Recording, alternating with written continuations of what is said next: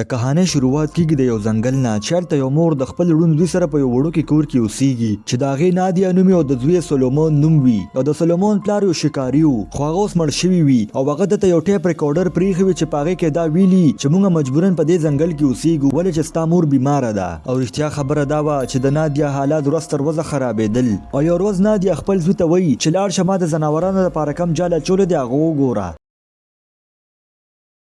نو هغه چې د کور نه بهر راوځي نو هغه ځان په یو پړي باندې وتړي او دا د دې لپاره وي چې سولومون په دې ځنګل کې غیب نشي او د هغه مور د هغه په اسانۍ سره تالاش کړي یو ورځ دوی د کبان نیولو دپاره د ولې طرف ته لاړ شي او هلته چې لاړ شي نو نادیه وګوري چې هغه ځای کې یو ځناور هم نشته دوی چوپچاپ د ولې غاړې ته کښېني لږ وخت پس نادیه سولومون ته وایي لږ چینجي تالاش کړه چې د هغې په مدد باندې موږ کبان ونیسو اوس سولومون چینجي تالاش کوي چې لږ مخکې هغه لاسونه وښي چې د هغه لاسو له یو زنځیر ورشي د دې نه مخکې هغه چې هغه زنځیر راکاږي هغه ځای کې نادیه راشي او سولومون ځان سره کور ته بوځي او دا ورته وایي چې اوس ناوخته دی او دې نه پس دوی کور ته راشي او دوی سره یو چیلیم وي چې سولومون هغې سره ناست وي خو دلته نادیه د سولومون نه دا خبره پټه کړې وي چې زما حالات ډېر خراب دي او د شپې په ټایم کې نادیه سولومون له کیک راوړي ولې چې د هغه سالګرې وي او هغه هغې کیک ته ډېر زیات خوشحاله وي او اوس چې دوی د کېدو والا وي او هغه سولومون ته د دې ځنګل باره کې کهاني وایي او هغه ته دا ووایي چې ما سره دا واده وکړه چې ته به کله په دې ځنګل کې لرې نه ځې او داسې لګېدو چې نادیه د سولومون نه څه ناڅه خبره پټوي دې نه پس نادیه بهر وځي او د ځنګل طرف ته روانه شي چې هغه کله واپس را نشي او هغه سولومون ته یو ریډیو پرېښی وي چې په هغې کې آخري الوداع سولومون ته ویلي وي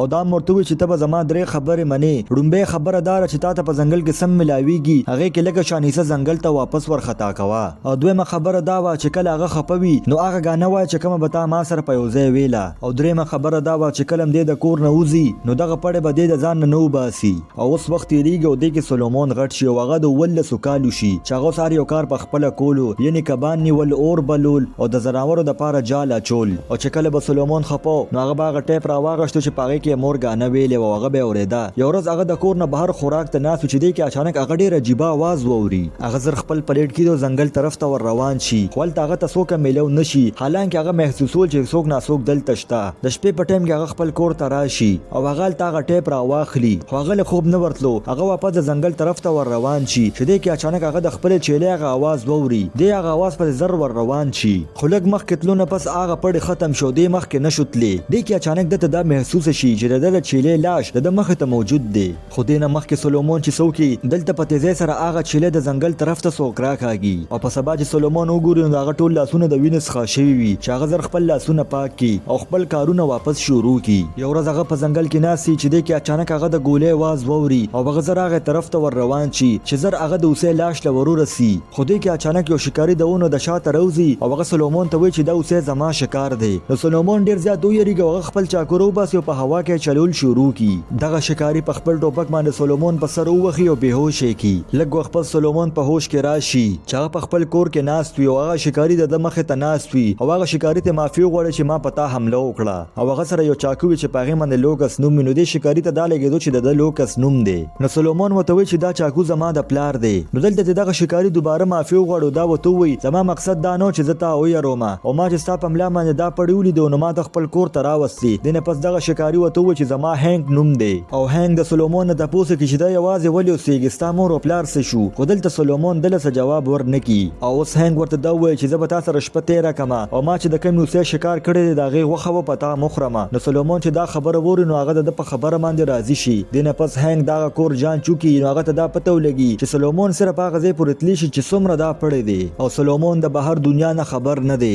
او هغې نه پس هینک د سولومون کمرې ته راشي چې هغه وګوري چې سولومون هغه ټیپ ریکارډینګ اوري او هینک یو کتاب راواخلي نو هغه پوه شي چې دا کتاب د ده لپاره مور لیکلی دی نو د هینک په سولومون باندې ډېر ترس راشي او هغې نه پس دوی روټۍ ته کېناستل نو هینک سولومون ته وایي که ته غواړې نو زه تا ښار ته بوتلی شمه او تا هلته یو ښه زندګي تېرولی شي نو سولومون چې دا خبره واوري نو هغه ورته منع وکړي نو دلته هینک پوه شي چې د ده د خپل کور سره ډېر زیات لګاو دی هغې نه پس هینک د سولومون د کور تصویران وګوري هغه ورته دا وایي چې ته بالکل د مور څخه ښکارې اوس د شپې په ټایم کې دوی د کېدو له لاړ شي خو سولومون له خوب نه ورتلو د هینک د یارې د لاسه او هغه په لاس کې چاقو نیولي وي خو لږ وخت پس هغه ته دا احساس وشي چې هینک ما ته څه نقصان نه رارسېد د دې نه پس هغه وده شي خو لږ وخت پس د دې دواړو سترګې یو ډېر عجیبه آواز سره کولو شي او دا آواز ډېر زیات عجیبه و چې دې کې هینک خپل رایفل راواخلي او بهر راوځي خو د کور نه غیر چاپېره سناټه وه نو هینک د ځنګل طرف ته ور روان شي چې زر هغه یو ونه وګوري چې په هغې باندې د وینې نشانونه وي او لږ مخکې هغه ځناور وویني چې چې د هغې شکار شوي وي. خو دې کې هنګ ته احساس وشي چې په جاړیو کې څوک دي او هغه ټوپک هغه طرف ته ونیسي او ډز وکړي. خو دې کې اچانک په هغه باندې ډېر زیات تیز اواز وشي چې هغه ډېر زیات ویریږي او واپس د سولومون کور طرف ته رامنډه کړي. نو هغه چې وګوري نو سولومون اوس هم ویښ وي. نو دې نه پس هغه سولومون ته د دې هر څه باره کې ووایي. خو سولومون د دې خبرې څه جواب دله ور نه کړي او هنګ بلې کمرې ته لاړ شو. هغه په سوچ کې وي چې کیدای شي هغه ګولۍ باندې هغه عجیبه شیز لګېدلی وي او یا د هغې د یارې هغه تښتېدلی وي. په سبا باندې چې هنګ راپاڅي نو هغه وګوري چې سولومون خوا کې کور سره شډ دی په هغې کې ناست وي او ډېر زیات خفه وي. نو هنګ ورته وایي که ته غواړې نو زه د دې شډ مرمت کولی شمه، هر څه خو موجود و، صرف د یو زنځیر کمې دی پکې. خو دې کې سولومون ته اچانک هغه ورځ را یاد شي چې په کومه ورځ هغه خپلې مور سره کبانو نیولو دپاره تللی و چې هغه هلته هغه زنځیر وویني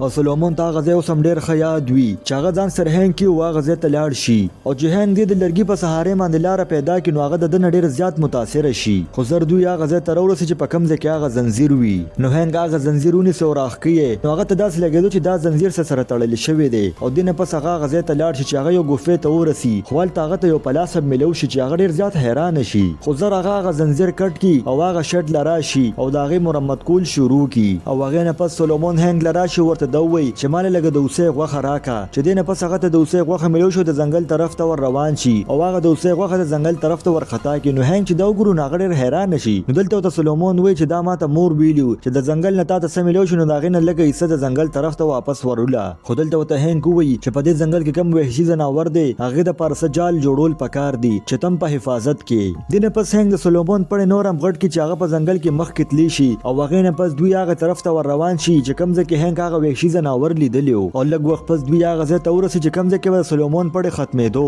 خو دې کې اچانک د سولومون پړې څوک راکاږي او سولومون ډېر تیزۍ سره د ځان طرف ته راکاږي. خو زر هنګ ورمنډه کړي او هغه پړې کټ کړي او سولومون بچ کړي او هغې نه پس خپل کور ته راولي. نو هنګ سولومون ته وایي چې زه به ضرور دغه وحشي ځناور په خپل جال کې ګیرومه. هغې نه پس هنګ ته یو ډایري میلو شي چې هغه د سولومون د مور وي او هغې کې د سولومون مور سولومون ته خبرې لیکلي وي. نو هنګ ورته هغه خبرې پړاول شروع کړي چې دې سره سولومون لږ خوشحاله شي. خو په منځ کې اچانک هنګ دغه ډایري بیل بند کړي ولې چې مخکې په هغه ډایري کې ډېرې عجیبه خبرې وي. د دې د وجې هنګ دا غوښتل چې سولومون ونه یارومه. دې نه پس سولومون خپل کمرې ته لاړ شي او هغه د خپل مور هغه ریکارډینګ وډږي او هلته وده شي. هغې نه پس هنګ هغې طرف ته راشي چې کوم ځای کې هغه ته هغه زنځیر میلو شوی او هغه چې هغه ځای ته راورسي نو هغه وګوري چې ډېر زیات د ځناورو هډوکي هلته پراته دي. نو هغه ته داسې لګېدو چې شاید دغه وحشي ځناور به دلته اوسېږي. بل خوا سولومون هم د خوب نه راپاسي او هغه هنګ تلاش کول شروع کړي او بل خوا هنګ ټوپک په لاس هغه ګوفې ته ورځي چې هغه ته هلته هماغسې ډایري میلو شي چې کوم د سولومون په کور کې ورته میلو شوې وه. او بل خوا سولومون ناست وي چې دې کې اچانک هغه د ګولۍ اواز واوري. نو زر هغه ځان پسې پړې وتړي او د هنګ تلاش کولو پسې ځنګل طرف ته را روان شي